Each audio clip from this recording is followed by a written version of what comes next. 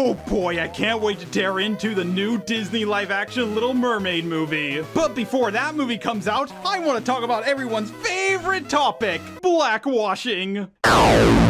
You see, black hair is much more curly, it has a much different texture, and it's far thinner than the hair of white people, Asian people, or any other type of hair that non-black people have. That is why I recommend for all my black viewers to use Professor Dreadlock's new conditioner. It will make your hair far easier to manage. And as for another blackwashing tip, you can...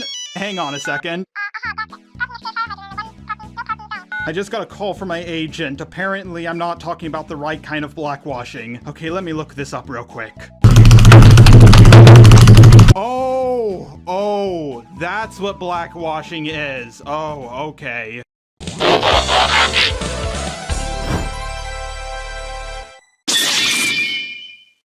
Now you've probably heard of the term whitewashing before. It's when a documentary, comic book, movie, TV show, or possibly even a video game makes a character who was originally supposed to be black, Asian, Native American, or some other race into a white guy. So I think it's obvious enough for you to put two and two together and assume that blackwashing is when they take a character who's white, Asian, Native American, or some other race and makes them black. Now I've already made a video about how I feel when it comes to race bending, and how I feel about how diversity is done in my video Diversity, the Right and Wrong Ways to Do It. To give a quick rundown for those of you who haven't seen those videos, most people like it when an actor or actress looks like the character they're playing. Even with how many problems there were in the Aragon movie, people still went ballistic at the very first scene when they realized the actress' hair was dyed the wrong color. In the Captain N TV show, people were not happy with Mega Man being green when he was supposed to be blue. So yeah, whenever an adaptation is made, people like it when the character looks how they're supposed to look. But when the conversation moves to being about race over suit color or hair color, things get a little bit more complicated. Because a lot of popular characters, like Luke Skywalker, Ben 10, mythological or historical Roman and North characters, Marty McFly, Rick and Morty, Katniss Everdeen, Harry Potter, Indiana Jones, Spock, Mary Poppins, Superman, Batman, the Joker, Elsa, Thor, Timmy Turner, Dexter, and just so many more are all white. Hell, even anime characters like Ash, Sailor Moon, Goku, Naruto, Ichigo, Luffy, Eren Yeager, Saitama, Deku, and just so many other anime characters look white. Okay, granted, Eren Yeager is supposed to be white, but he's the only exception on that list. A lot of people try to argue against this point by saying things like, oh, well, there are a few Asians with blonde hair, and to be perfectly honest, these anime characters look Asian to me. Even though there are Asians with blonde hair, granted they're incredibly rare, and you may or may not see them as Asian, the point is it's far easier for a white person to see these anime characters as white than it is for a black person to see them as black. Hold your fire!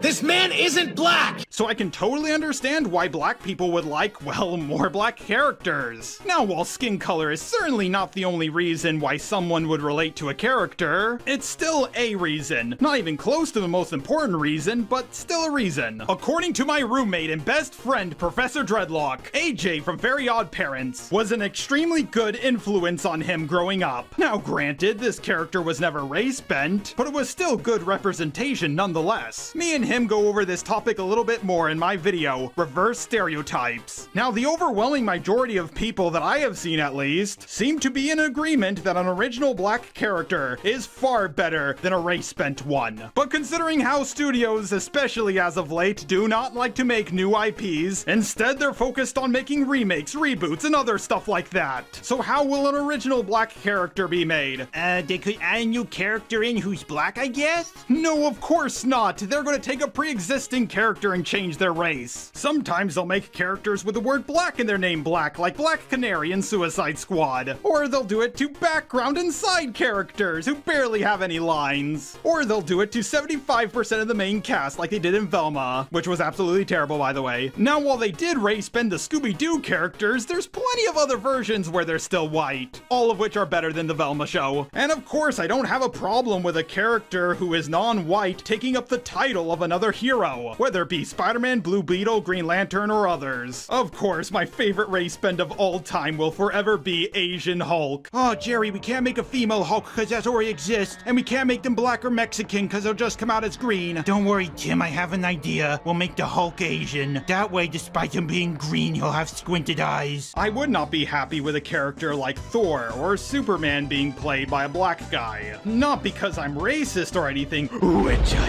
am, by the way. but it's because that's not how the character is supposed to look. If they made I don't know, a Gargoyles movie, and they made Goliath look like a griffin, I could say I don't like that, and no one would call me racist. And I'm gonna be 100% honest here. Excluding the representation white people get, I think black people get it the most in America. I can name over 20 black characters off the top of my head. I think I can only name 5 Native American characters. Sure, there's a lot of Asian and Latino characters as well, but most of them aren't as good or fleshed out as black characters. Unless, of course, we include anime or something. There's even a lot of black versions of movies, like The Wiz, or Black Cinderella. I haven't seen a Latino Cinderella movie, or an Asian Wizard of Oz. I don't mean to sound offensive, but with how much certain people demand black representation, you would think they're the least represented group in media. Now I can keep going on and on about race bending, but the absolute worst form of race bending is when it happens to a culture or people, especially in a documentary. When white people do it, it's bad. John Wayne playing Genghis Khan was bad. I can say those things and no one will call me a racist for it,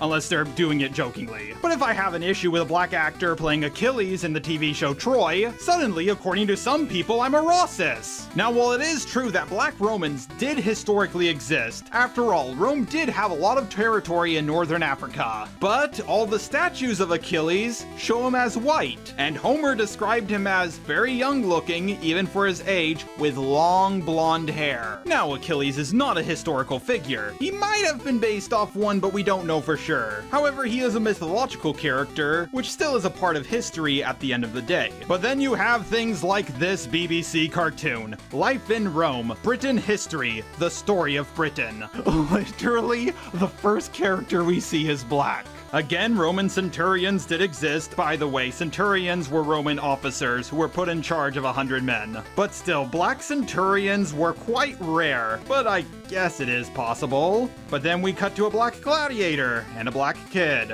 And is that a white slave next to him? Oh my god, a white guy just stole that black kid's scarf. Yoink! Now, once again, all of this is entirely possible, but super unlikely. There are other slaves in this cartoon, and of course all of them are white. My issue isn't that there's a black guy here or a black guy there, it's the consistency of all of it. It's clear that they cared more about being PC than historically accurate. But now let's get into the real reason as to why you clicked on this video. The current controversy around Netflix's documentary involving a black Cleopatra. Queen Cleopatra is a documentary, not a movie. So as much as I hated the Woman King for being historically inaccurate, at the end of the day it was a movie, not a documentary. This is a documentary, so it's far worse. Oh shit! Oh shit!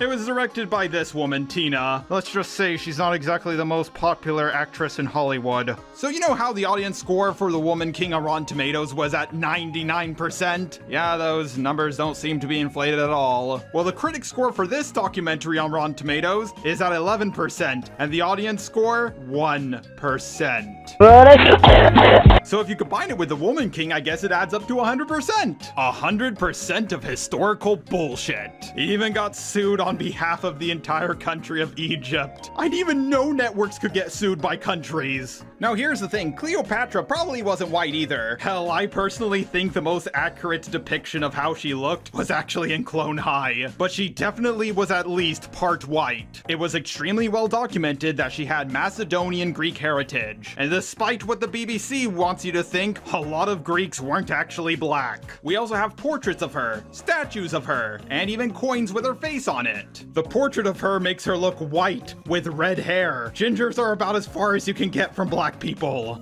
In terms of looks, at least. Both gingers and black people are from the old world. Ancestry-wise, a Native American is far different than those two. Okay, maybe over the centuries, the colors just got washed out. The statue of her does depict her with curly hair, which a lot of black people do have, but it's not exactly the same curly hair as the average black person has. In fact, I've seen a lot of white people with curly hair like that, and her facial features look pretty European to me. I mean, at least the coin of her looks kind of black, but that's probably because it's really rusted. But again, she has European facial features. Now here's the thing, I'm pretty sure she was not at all 100% white. Egypt is pretty close to the equator, and sunscreen wasn't exactly that common back then. Pure white people don't exactly handle the sun in the best way. But let's see the arguments that the people who created this documentary come up with for why she was actually black. I imagine her to have curly hair like me and similar skin color. Well, this black guy says he imagines her to have curly hair like him. Well, we have statues of her and she does not have curly hair like you. But you can keep using your imagination. He also imagines her to have a similar skin color as his. I hate to explain this, but you do know that what you imagine isn't real, right? You're not Coconut Fred. Does anybody remember that show? Well, it is true that Egypt was a big nation that lasted a very long time, and it was extremely ethnically diverse throughout its history. Fun fact, historically speaking, Cleopatra is actually closer to our time than the invention of the pyramids. There were both white and black Egyptians. But what most people picture when they think of an Egyptian is a guy with copper skin. Okay, I'm sure there's better arguments than what this guy can come up with. Let's hear what this old lady has to say. I remember my grandmother saying to me, I don't care what they tell you in school, Cleopatra was black. Oh, your grandmother told you to ignore what they tell you in school and that Cleopatra was black. I think your grandmother just told you that to help your self-esteem. Your grandmother is not a historian. And I'm not gonna lie, I think saying the original Egyptians were black is probably the most common talking point by hoteps. Okay, well, let's see what the showrunners have to say about all the backlash they got. Maybe that's where they saved all their good arguments. Why shouldn't Cleopatra be a melanated sister? And why do some people need Cleopatra to be white? Her proximity to whiteness seems to give her value, and for some Egyptians it seems to really matter. It's not just that I've directed a series that portrays Cleopatra as black, but that I have asked Egyptians to see themselves as Africans, and they are furious at me for that. I'm okay with this. What the fuck is this piece of shit? Okay, let's break this down. First of all, what the hell is a melanated sister? Aside from albinos, everybody has melanin because they grew up in a hotter climate while white people grew up in a snowy climate. Second, you asking why do people need to see Cleopatra as white is such a deflection. Sure, I'm positive that there are some people out there who wish she was white instead of black, but the overwhelming majority of people are upset with how dark you portrayed her. There's other races aside from white or black. At the very least, get someone with a skin tone of Dwayne "The Rock" Johnson. Actually, no, get Dwayne "The Rock" Johnson. Have him wear drag. If I had to pick a white person to play Cleopatra, I would probably pick Scarlett Johansson. After all, she was described as very beautiful. But over a white or black person, I would probably pick a Native American or a Latino, but not an Asian. I actually think that would be worse than portraying her as white or black. And as for this whole asking Egyptians to see themselves as African, that's just dumb. Newsflash, African does not equal black. Here's a good joke my roommate Professor Dreadlock came up with. He says to a random person he just met, "Hey, did you know the richest man in America is actually an African American?" And they respond with, "Wait a second, I thought it was Elon Musk." And then he says, "Yep, that's the African American I'm talking about. Africa is a continent. There are white people there, black people there, and of course a huge part of the Middle East. And do you know what Egypt is a part of? That's right, the Middle East." Egyptians will see themselves as Middle Easterners before they ever see themselves as African. Egypt is in Africa, but it's also right next to Europe. You shouldn't be trying to force your American ideals onto a country of 100 million people. So yes, it does matter how you depict her. And lastly, you saying, "I'm okay with this." I'm pretty sure that's cope. But making something about what you like, what you want, is purely clearly an attitude I've only seen from directors. In terms of management, that is. If a burger company wants to stay on top, the managers just can't say, and just make the burgers I like. That goes for all restaurants in general. A hardware store can't just sell the tools that the manager likes. And that goes for every place that sells any kind of tool. It should never be about what you want. It should always be about the customer. So, long story short, the reason why Cleopatra is black is because the director, along with a few people who worked on the show, wanted it that way. Oh god, I'm wondering in the future, will we have a black Genghis Khan? Just like we had a white one with John Wayne? I better shut up before I give them ideas. But yeah, Hollywood directors are allowed to have this attitude of, it's about what I want, because studios can just use the failure movies and documentaries they make as a tax write-off. And who do you think are the ones who are gonna pick up the slack? That's right, us, the taxpayers. Oh god, look at this line in the article. The response from the Egyptian people was 100% fundamentally rooted in racism, which is a very modern idea. The ancient Egyptians, they didn't think about race like we do, because race has only really been contextualized since we understood it, since the transatlantic slave trade. Oh god, I'm so sick of this talking point. Race is not this modern idea that suddenly came about in the last couple hundred years. Yes, our modern interpretation of race is very different than what the Egyptians had, but they still had a definition for race. But what you think about race is a lot more closer to the modern interpretation than what the Egyptians thought. You think Africans are all of one race, along with probably Europeans and Asians. Through our Western lens, we do see race as white, black, Asian, South Asian, Middle Eastern, Native North Americans, and Native South Americans. But most places outside of America and throughout history see race a very different way. Europeans don't see themselves as the white race. They see themselves as British race, German race, French race. Yeah, personally as an American, Jews look white to me. They didn't exactly look that way to the members of the Nationalist Socialist Party of Germany. I've had a black friend who came from Africa. He did not see African Americans as the same race as him at all. Even though I'm white, I see myself as Northern European because I'm bigger than most white people. My roommate, Professor Dreadlock, is West Indian.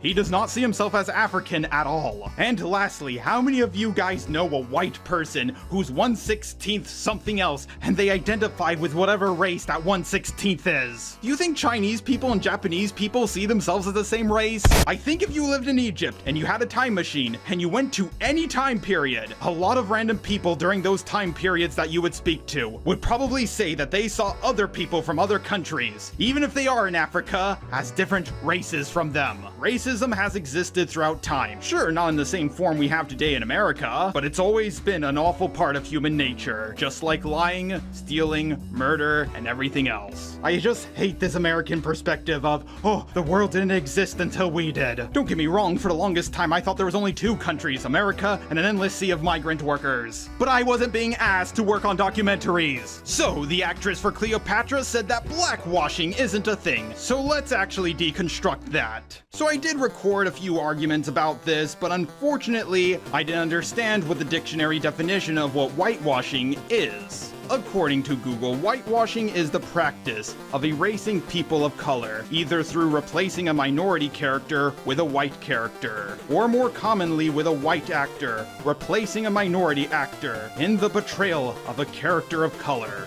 So now that we know the definition of whitewashing, let's see if we can use the same logic with blackwashing. Now, a few arguments that I've heard about blackwashing not existing is that there's not a lot of black characters out there, so they have to make their own. Well, this does make things complicated with the definition of whitewashing, considering that there's a lot more white characters out there than any other race of character, at least when it comes to the IPs that we actually care about. I don't see how it contradicts the definition. Sure, I think you can aptly make the argument, using that logic, that whitewashing is worse than blackwashing. You can also make the argument that it's different when black people do it.